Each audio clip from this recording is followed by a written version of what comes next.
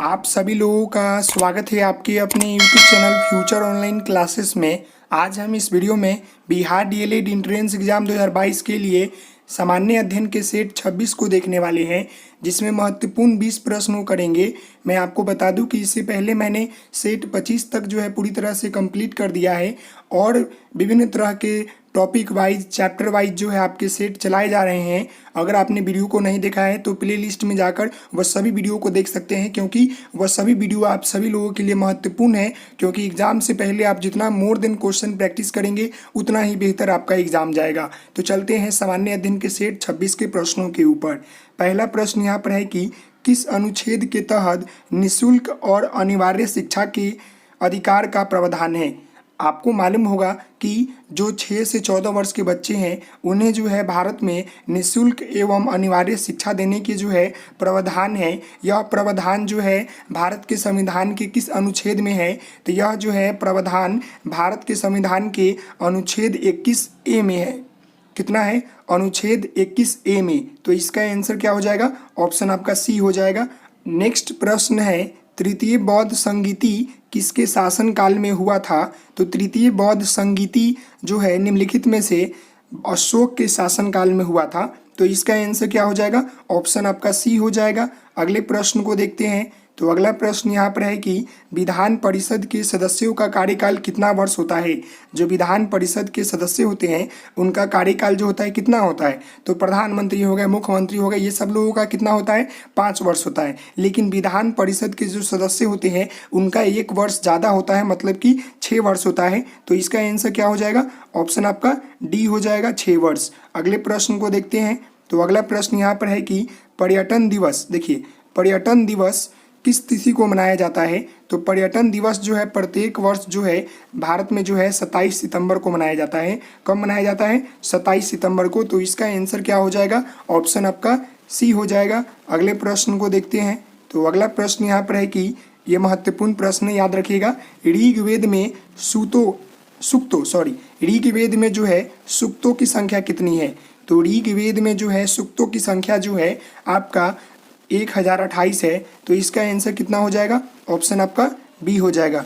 1028 जो है ऋग्वेद में सूक्तों की संख्या है और वेद की संख्या कितने हैं? तो 4 है, याद रखिएगा। अब पुराणों की संख्या 18 है। अगले प्रश्न की ओर बढ़ते हैं। तो अगला प्रश्न यहाँ पर है कि सौरमंडल का सबसे बड़ा ग्रह कौन सा है।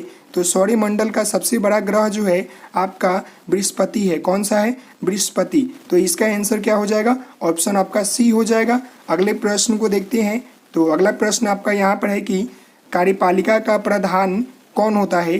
तो कार्यपालिका का जो प्रधान होता है वो कौन होता है? प्रधानमंत्री, संसद, राष्ट्रपति, उपराष्ट्रपति। तो कार्यपालिका के जो प्रधान होते हैं वह राष्ट्रपति होते हैं। तो इसका आंसर क्या हो जाएगा? ऑप्शन आपका सी हो जाएगा। अगले प्रश्न को देखते हैं। तो अगला प्रश्न यहाँ पर है कि राज्यसभा धन विधेयक, जो राज्यसभा में धन विधेयक होता है वह अपने पास कितने दिनों तक रोक कर रख सकता है। तो राज्यसभा जो है धन विधेयक को जो है अपने पास जो है 14 दिनों तक जो है रोक कर रख सकता है। तो इसका आंसर क्या हो जाएगा? ऑप्शन आपका सी हो जाएगा। अगले प्रश्न को देखते हैं। तो अगला प्रश्न यहाँ पर है कि सेंट्रल बैंक ऑफ इंडिया, याद रखिएगा, सेंट्रल बैंक ऑफ इंडिया की स्थापना किस वर्ष हुई थी। तो सेंट्रल बैंक ऑफ इंडिया की स्थापना जो है निम्नलिखित में से जो है 1911 ईस्वी में हुई थी। कब हुई थी? 1911 ईस्वी में। तो इसका आंसर क्या हो जाएगा? ऑप्शन आपका डी हो जाएगा। अगले प्रश्न को देखते हैं। तो अगला प्रश्न यहाँ पर है कि यह भी महत्वपूर्ण प्रश्न है। डॉक्टर राजेंद्र प्रसाद का समाधि स्थल क्या कहलाता है। तो डॉक्टर राजेंद्र प्रसाद की जो समाधि स्थल है उसे जो है महाप्रयाण जो आपका घाट कहा जाता है। क्या कहा जाता है? महाप्रयाण घाट, याद रखिएगा। शक्ति स्थल इंदिरा गांधी का होता है। अगले प्रश्न की ओर चलते हैं। तो अगला प्रश्न यहाँ पर है कि भारतीय ध्वज के निर्माता कौन है। जो हमारा भारतीय ध्वज है इसके निर्माता जो कौन है, निम्नलिखित में से ऑप्शन देखिए आप। तो भारतीय ध्वज के जो निर्माता है वह पिंगली वकैया है। कौन है? पिंगली वकैया। तो इसका आंसर क्या हो जाएगा? ऑप्शन आपका सी हो जाएगा। नेक्स्ट प्रश्न है, भारत का न्यूनतम जनसंख्या वाला राज्य कौन सा है। तो भारत का न्यूनतम जनसंख्या वाला जो राज्य है वो कौन सा है? ऑप्शन देखिए, सिक्किम, पंजाब, केरल, हरियाणा। तो इसका आंसर क्या हो जाएगा? ऑप्शन आपका ये हो जाएगा। सिक्किम जो है भारत का न्यूनतम जनसंख्या वाला राज्य है। तो इसका आंसर ऑप्शन ए हो जाएगा। अगले प्रश्न को देखते हैं। तो अगला प्रश्न यहाँ पर है कि भारत का सर्वाधिक जनसंख्या घनत्व वाला राज्य कौन सा है।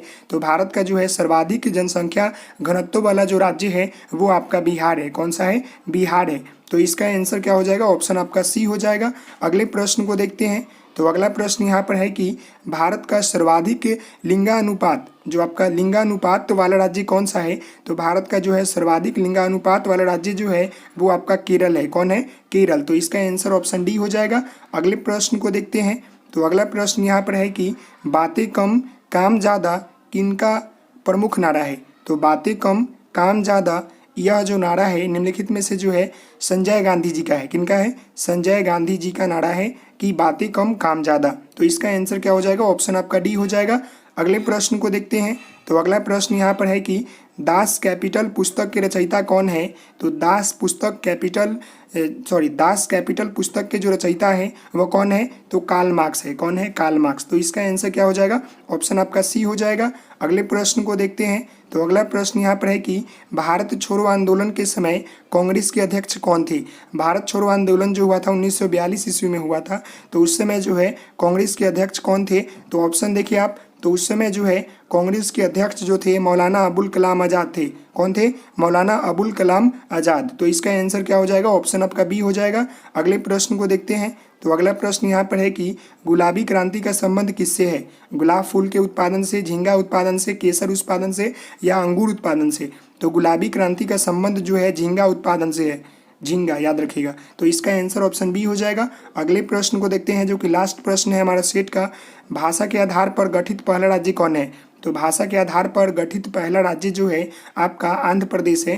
तो इसका आंसर क्या हो जाएगा? ऑप्शन आपका सी हो जाएगा। तो आशा करता हूं कि यह 20 महत्वपूर्ण प्रश्न आपको समझ में आए होंगे। तो आप इस 20 महत्वपूर्ण प्रश्न को टिक करेंगे, समझेंगे, याद करेंगे और एग्जाम में जो है बेहतर तरीके से आंसर देंगे। तो आशा करता हूँ कि आपको ये वीडियो पूरा समझ में आया होगा। तो मिलते हैं नेक्स्ट वीडियो में। तब तक के लिए धन्यवाद। Thank you so much. जय हिंद, जय भारत।